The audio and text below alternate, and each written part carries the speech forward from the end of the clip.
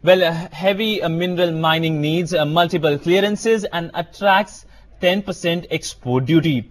Beach span mining, often confused with sand mining for construction, have high hopes from the new government at the center. Here's the report.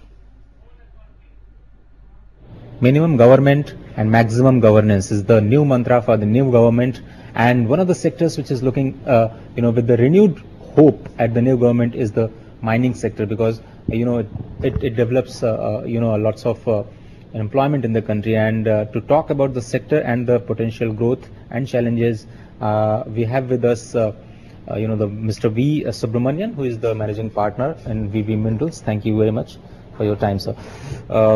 What are the current issues and challenges which the heavy mineral mining is facing, and what are your expectations from the new government, sir?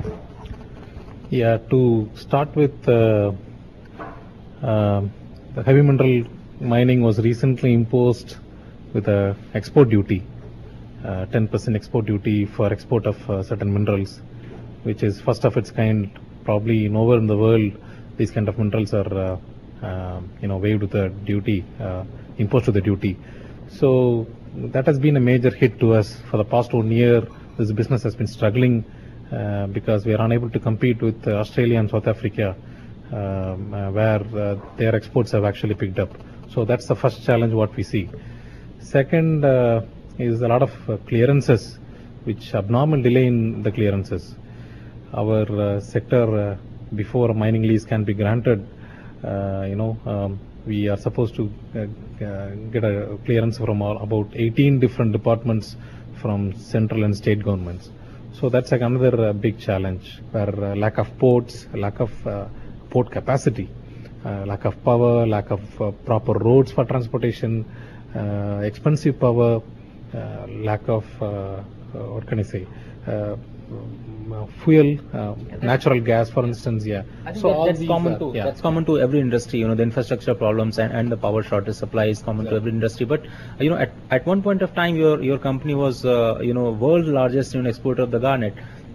What went wrong, and why a sudden change in the policy of the state government, where it decided to ban the sand mining in particular? Yeah, I think first, before I answer your question directly, I must clarify, it's not a sand mining. That's the often misunderstood term. We are heavy mineral mining. So I would really differentiate between a sand mining and a heavy mineral mining.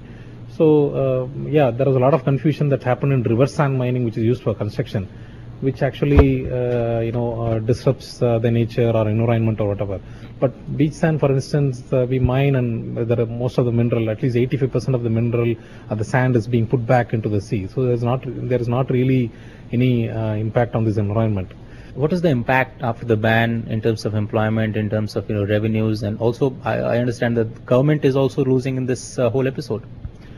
Of course. With my rough guess, though this is not a very clear-cut numbers which people, it's not a listed companies where people do out their financials.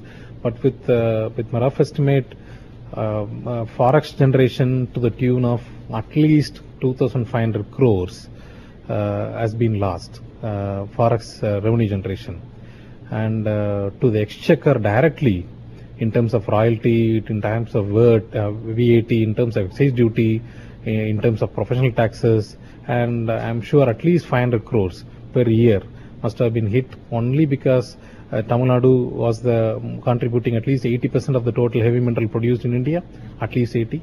So 500 crores, I would say, is a rough number government would have lost with all these taxes put together. In terms of manufacturing, I have been told that we are losing to Sri Lanka. In terms of export, we are losing to China. What is the minimum that this sector can expect from the central government in particular? Now that with the new government, we are also counting the new government as a very business-friendly government, and our basic expectation would be to waive off the export duty as a first priority, and to simplify the rules and regulations for obtaining the mining lease, which is a very cumbersome process which takes 8 years. probably if there could be a single window clearance system, or at least bring 18 departments to at least 4 departments or 5 departments clearances, that would be a major boon for this industry. Well, some breaking news coming in. The big meet between the Prime Minister